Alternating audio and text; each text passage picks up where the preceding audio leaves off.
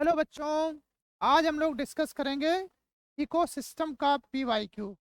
और हमारे यहाँ इकोलॉजी जो होता है वो बहुत इम्पॉर्टेंट भी है अकॉर्डिंग टू नीट। तो यहाँ पे हम लोग डिस्कस करेंगे।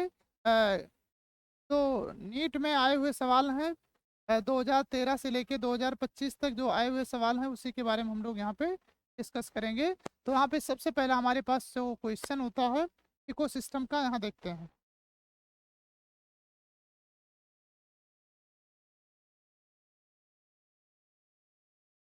यहाँ देखिए सबसे पहला क्वेश्चन है,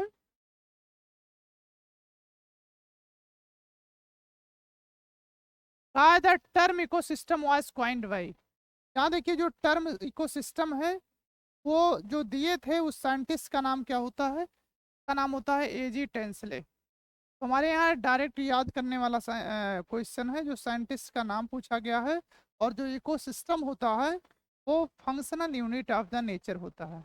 तो इकोसिस्टम है वो क्या है, functional unit of the nature. तो यहाँ पे टर्म इकोसिस्टम जो दिए थे उनका नाम क्या था, एजी टेंसले। में फोर्थ ऑप्शन।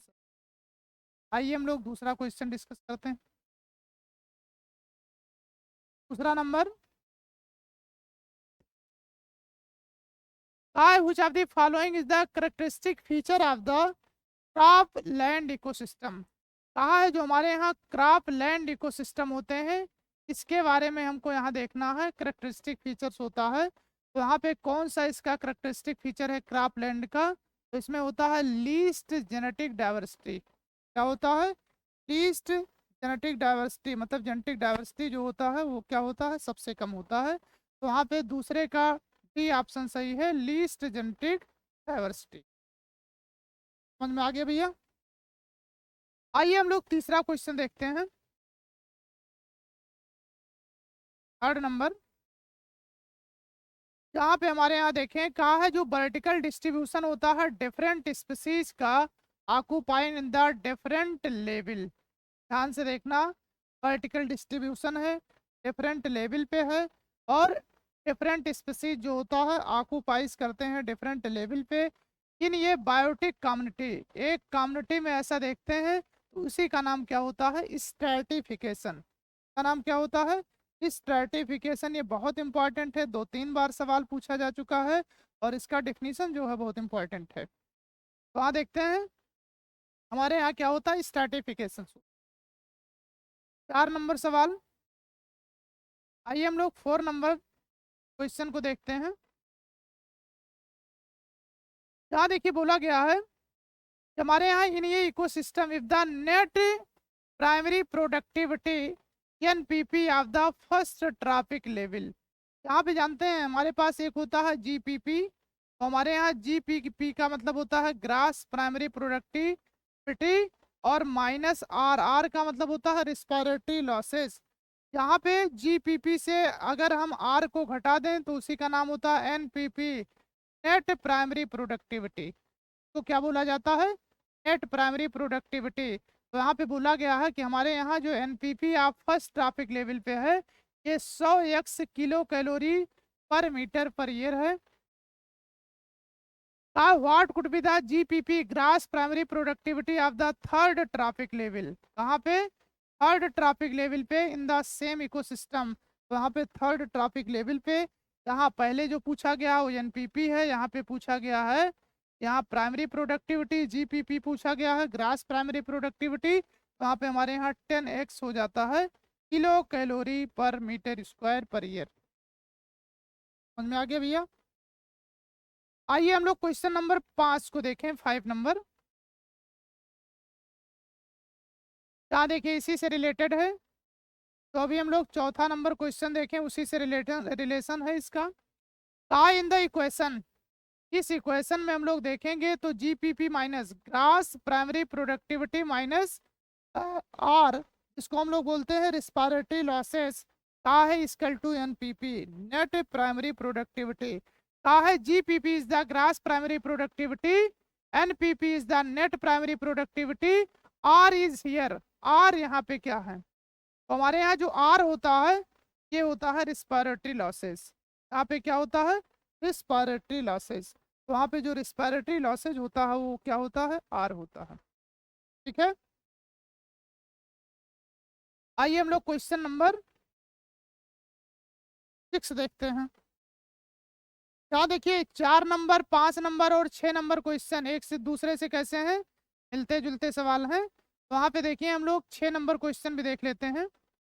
कहा है the equation GPP minus R equal to NPP, R जो रिप्रेजेंट करता है। फिर देखिए वही है क्वेश्चन, 6 नंबर भी हमारे यहाँ, 5 नंबर भी और 6 नंबर लगातार 2 बार 2 ईयर में आया हुआ है। तो इस वजह से हमारे यहाँ ये जो फार्मूला है ये बहुत इंपॉर्टेंट है। यहाँ 6 नंबर का पहला ऑप्शन सही होगा। कौन? रिस्पायरेशन लॉसेज, या उसी का नाम होता है रिस्पायरेटरी लॉसेज। रिस्पायरेशन लॉसेज या उसका नाम क्या होता है? Respiratory losses. आइए क्वेश्चन नंबर 7 की बात करें हम लोग। 7 नंबर,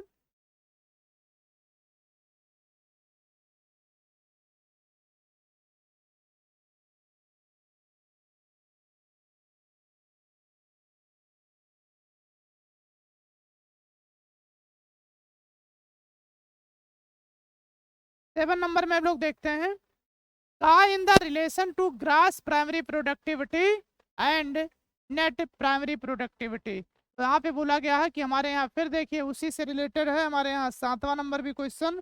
का है the relation through the gross primary productivity GPP and NPP of an ecosystem, which one of the following statement is the correct. इसमें से कौन सा स्टेटमेंट करेक्ट है, सही है? पहला देखते हैं, का है gross primary productivity always less than the net primary productivity. जो ग्रास प्राइमरी प्रोडक्टिविटी होती है वो हमेशा लेस नहीं होती है, मोर होती है एनपीपी से। तो पहला ऑप्शन हमारे यहाँ क्या हो गया? गलत हो गया। दूसरा देखते हैं, कहा है the gross primary productivity is always more than the net primary productivity. बिल्कुल सही है, ये क्या है? बिल्कुल करेक्ट है। क्यों करेक्ट है? हमने वही फार्मूला दिखाया था अभी आप लोगों को, GPP minus R equal to NPP.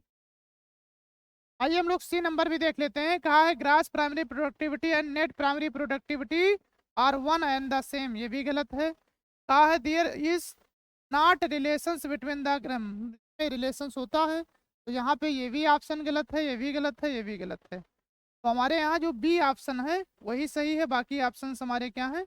Wrong हैं, गलत है। आइए हम लोग बात करते हैं 8 नंबर क्वेश्चन की।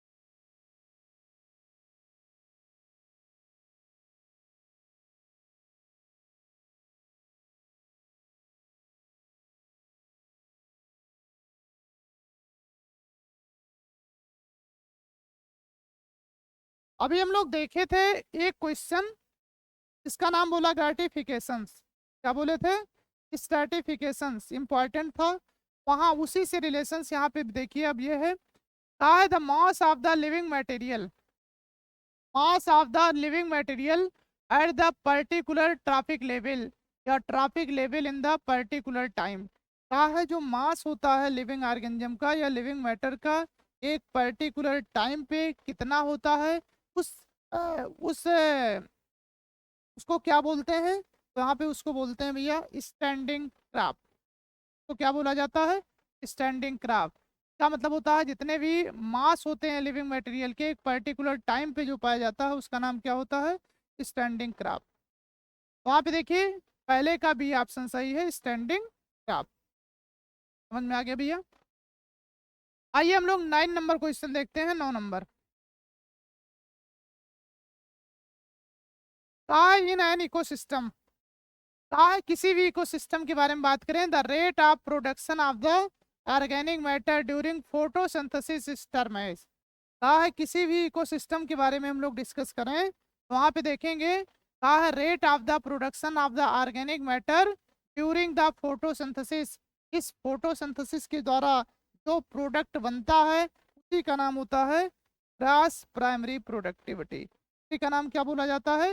Grass primary productivity. और उससे हम अगर रिस्पायरेटरी लॉसेज को घटा देते हैं तो हमारे यहाँ आ जाएगा एनपीपी, नेट प्राइमरी प्रोडक्टिविटी। समझ में आ गया? तो ये 9 नंबर का कौन सा ऑप्शन सही हो गया? डी वाला। आइए हम लोग 10 नंबर क्वेश्चन देखते हैं। 10 नंबर, इसमें देखिए कहा है सेकेंडरी प्रोडक्टिविटी रेट ऑफ, कहा secondary productivity is the rate of formation of the new organic matter by.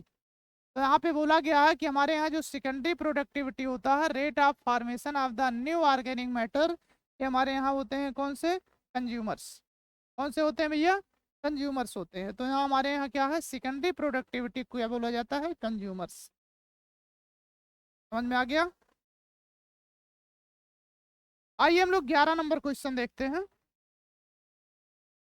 क्या है गिवन बिलो? टू स्टेटमेंट यहाँ दिए हैं, देखना है कौन सा सही है कौन सा गलत है।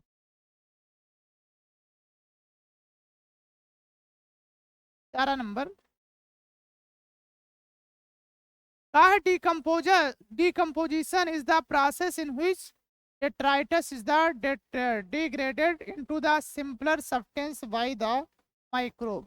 तो यहाँ पे हमारे यहाँ जो डिकम्पोजिशन होता है डेट्राइटस होता है, बिल्कुल सही है। दूसरा स्टेटमेंट देखें, का decomposition is faster if the detritus is rich in the lignin and chitin. यहाँ पे क्या होता है? गलत हो जाता है। अगर यहाँ पे डिकम्पोजिशन चल रहा है और अगर लिग्निन और काइटिन आ जाता है तो यहाँ फास्टर नहीं होता बेटा, स्लो हो जाता है। यहाँ पे क्या होता है? डिकम्पोजिशन का जो रेट होता है वो कैसा हो जाता है? स्लो हो जाता है। तो इस वजह से पहला स्टेटमेंट सही है, दूसरा गलत है। जिसमें सही होगा वही हमारे यहाँ हो जाएगा। 11 नंबर का सी ऑप्शन में पहला स्टेटमेंट करेक्ट है और दूसरा स्टेटमेंट क्या है? फॉल्स। ठीक है, आइए हम लोग 12 नंबर क्वेश्चन देखें। 12 नंबर,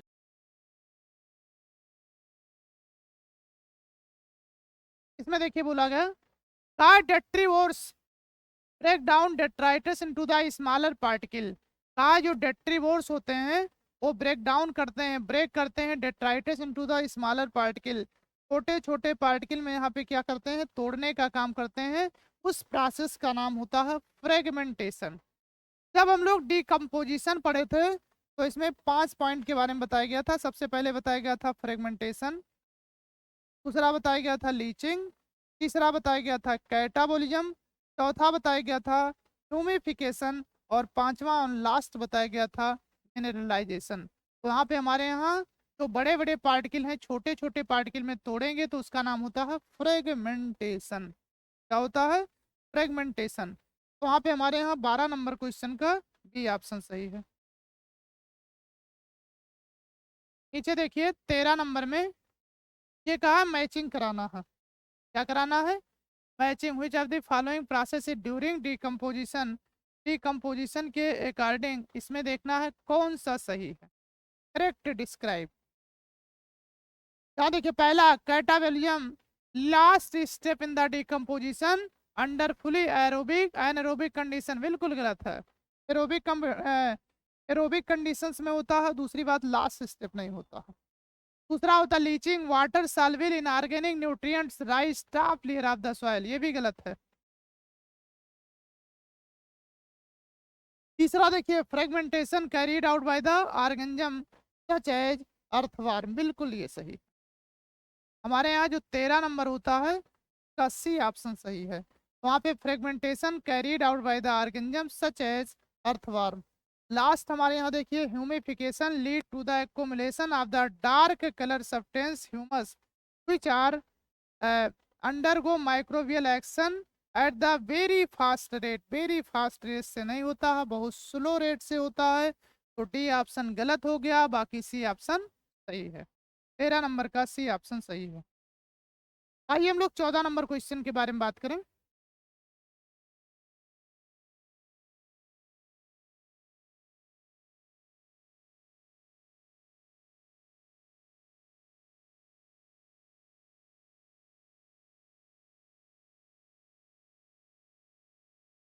चौदह नंबर में देखिए इसमें करेक्ट स्टेटमेंट देखना है। पहला स्टेटमेंट देखते हैं, कार डेट्रीवोर्स परफॉर्म फ्रेगमेंटेशन, बिल्कुल सही है। हमारे यहाँ जो डेट्रीवोर्स होते हैं परफॉर्म करते हैं फ्रेगमेंटेशन। दूसरा, the humus is the further degraded by the some microbe during the mineralisation, ये भी सही है। तीसरा देखिए हमारे यहाँ कहा water soluble inorganic nutrient go down into the soil and get precipitated by the process, इसका नाम क्या होता है? लीचिंग। ये तीनों सही है, ए बी सी। क्या देखिए आगे कि आप डी पॉइंट देखें। कहा द डेट्राइटस फूड चेन जो होता है begins with the living. Detritus living से नहीं शुरू होता है, जो डेट्राइटस फूड चेन होता है डेड ऑर्गेनिक मैटर से शुरू होता है, तो ये वाला ऑप्शन गलत है। कहा earthworm break down detritus into the smaller particle by the process of the catabolism, बिल्कुल गलत है। सही कौन हो जाएगा? ए बी और सी। ए बी सी किसमें सही है भैया? सी ऑप्शन में सही है। में सही है सी ऑप्शन में। आइए हम लोग 15 नंबर क्वेश्चन के बारे में बात करें।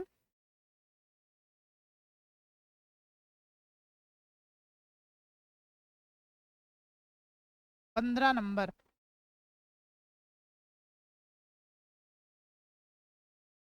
देखिए कहा है the primary producer of the deep sea hydrothermal vent ecosystem. कहा है प्राइमरी प्रोड्यूसर जो होते हैं डीप सी हाइड्रोथर्मल वेंट, जैसे हमने बहुत पहले ही बताया था, दुनिया में जितने भी सिस्टम चल रहे हैं या इकोसिस्टम चल रहे हैं उस पे एनर्जी का जो सोर्स होता है वो है सनलाइट। एनर्जी का जो सोर्स है वो कौन होता है? सनलाइट। और एक को छोड़ के तो हमारे यहाँ डीप हाइड्रोथर्मल या सी हाइड्रोथर्मल वेंट होते हैं, उसको छोड़ के जितनी भी चीज़ें हैं उसमें सनलाइट जो होता है एनर्जी का सोर्स है। तो यहाँ पे दूसरा ऑप्शन हम लोग देखेंगे केमियोसिंथेटिक बैक्टीरिया। इसका मतलब ये होता है वहां पे सनलाइट नहीं पहुंच पाता है, बाकी हर जगह जो होता है सनलाइट पहुंच जाता है। ठीक है। 16 नंबर में देखें कहा है most animals that live in the deep ocean waters are. कहा है कुछ एनिमल्स जो होते हैं ज्यादातर लिव करते हैं डीप ओशियनिक वाटर्स में, इसका नाम होता है डेट्रीवोर्स। इसका नाम क्या होता है? डेट्रीवोर्स होता है, जो डीप ओशियन में होते हैं, वाटर में होते हैं। 16 नंबर ये हो गया। आइए 17 नंबर देखते हैं।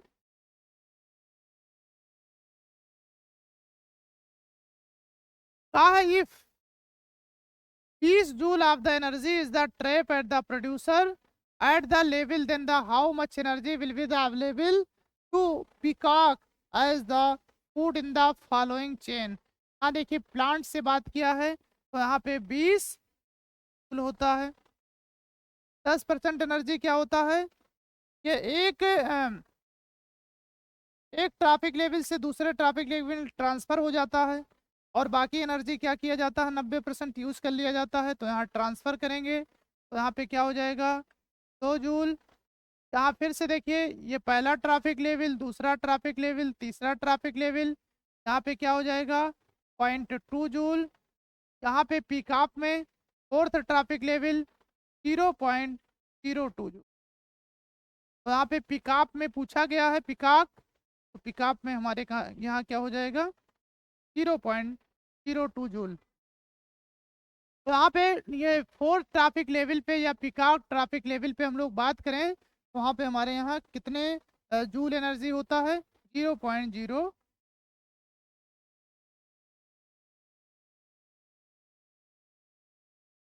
यहाँ देखिए 18 number question. Which of the following statement is not correct. कौन सा इसमें स्टेटमेंट है जो सही नहीं है? पहला 18 का पहला, का pyramid of number in grassland ecosystem is upright, गलत है, इन्वर्टेड होता है। दूसरा pyramid of biomass in sea generally inverted, 18 number का ये भी क्या है? गलत है। Pyramid of biomass in sea generally upright, बिल्कुल सही है। तो इसमें कौन सा ऑप्शन सही हो जाएगा 18 का? ई वाला। Pyramid of energy always upright, ये भी क्या है? सही है। तो यहाँ पे देखिए ये भी सही है, ये भी ये भी सही है, ये भी सही है, ये भी सही है। ये क्या है? गलत है। हमसे पूछा क्या है? गलत। तो गलत को हमको सही लगाना है, बाकी चीजें गलत है। ठीक है। से जानते हैं पहला ऑप्शन भी करेक्ट है, दूसरा ऑप्शन भी करेक्ट है, तीसरा ऑप्शन इनकरेक्ट है लेकिन हमसे पूछा इनकरेक्ट गया है, और चौथा ऑप्शन क्या है? करेक्ट है लेकिन इनकरेक्ट पूछा गया है, तो इस वजह से तीसरा ऑप्शन सही है। आइए हम लोग बात करते हैं क्वेश्चन नंबर 19 की। यहाँ देखिए मैचिंग कराना है। मैचिंग कराना है, ध्यान से देखें। का है फोर्थ ट्रैफिक लेवल पे, हमारे यहाँ जो फोर्थ ट्रैफिक लेवल पे होता है, ये 19 नंबर क्वेश्चन है। तो फोर्थ ट्रैफिक लेवल पे पाए जाते हैं वल्चर। सेकंड ट्रैफिक लेवल पे पाए जाते हैं रैबिट। फर्स्ट ट्रैफिक लेवल पे पाए जाते हैं ग्रासेस। और थर्ड लेग ट्रैफिक लेवल पे पाए जाते हैं क्रो। पहले का दूसरा, दूसरे का तीसरा, तीसरे का चौथा और चौथे का पहला। कौन सा ऑप्शन सही हो गया भैया? पहला ऑप्शन सही हो गया। कौन सा ऑप्शन सही हो गया? पहला। ये 19 नंबर क्वेश्चन हो गया। 20 नंबर में देखते हैं। which of the following pyramid is generally inverted? Which of the following ecological pyramid is generally inverted? तो कौन सा ऐसा पिरामिड जो होता है जनरली कैसे होते हैं? इन्वर्टेड होते हैं। तो हमारे यहाँ pyramid of the biomass in सी का है, ये pyramid of the biomass in सी में ये जनरली कैसा होता है? इन्वर्टेड होता है। कैसे होते हैं? इन्वर्टेड होते हैं, जनरली यहाँ इन्वर्टेड है। ठीक है, चलो भैया। तो 20 नंबर का कौन सा सही हो गया? पहला। आइए हम लोग देखते हैं 21 नंबर क्वेश्चन।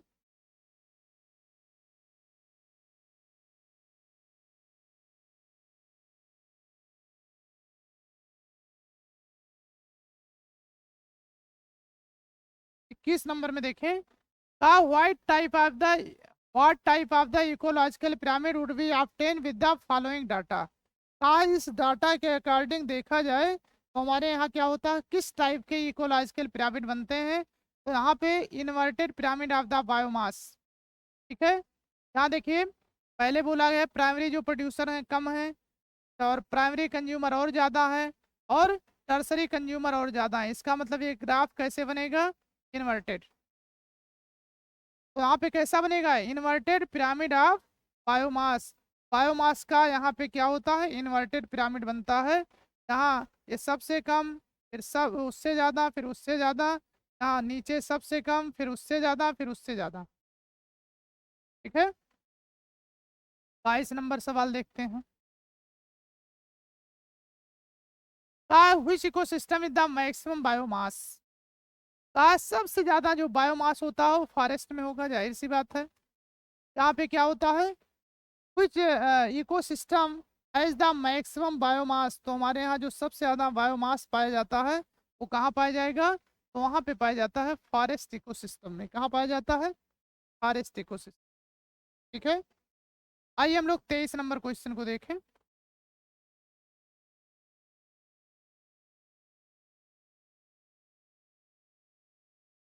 तेईस नंबर क्वेश्चन का है, this primary source of energy in the ecosystem is the solar energy. पहला सही है। का है प्राइमरी जो होता है source of the energy in the ecosystem is solar energy. बिल्कुल सही है। तो पहले यहाँ पे क्या होता है? सोलर एनर्जी होता है, ये बिल्कुल सही है। दूसरा, the rate of production of the organic matter during the photosynthesis is an ecosystem is called net primary productivity. गलत हो गया, ये नेट नहीं होता है, ये होता है जीपीपी, ग्रास प्राइमरी प्रोडक्टिविटी। तो पहला स्टेटमेंट तो सही है, दूसरा क्या हो गया? गलत हो गया। तो हाँ, ये देखते हैं में तीसरे ऑप्शन में पहला स्टेटमेंट क्या है? सही है, और दूसरा स्टेटमेंट क्या है? गलत है। तो 23 नंबर का कौन सा सही हो जाएगा? ये वाला ऑप्शन सही है।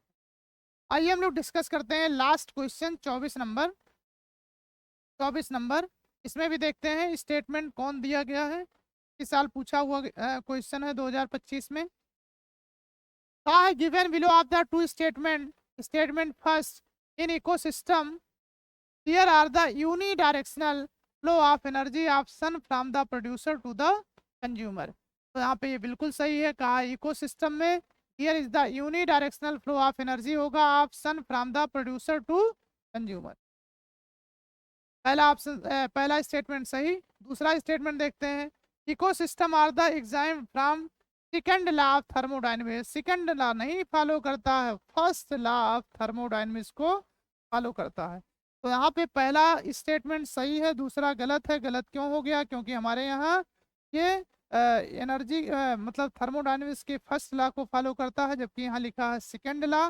इस वजह से क्या है? गलत है। तो पहला स्टेटमेंट सही, दूसरा क्या है गलत। पहला करेक्ट और दूसरा इनकरेक्ट। ये सी वाले ऑप्शन में देखिए सही क्या सही है, सी वाले ऑप्शन में सही है। तो यहाँ पे हम लोग देखें क्वेश्चन नंबर 24। यहाँ देखिए लास्ट क्वेश्चन था और ये बहुत इंपॉर्टेंट टॉपिक है। तो हमारे यहाँ इकोसिस्टम का पूरा ये चैप्टर हो गया और जितने आए हुए सवाल हैं वो डिस्कस कर दिए। आज यहीं तक, थैंक यू।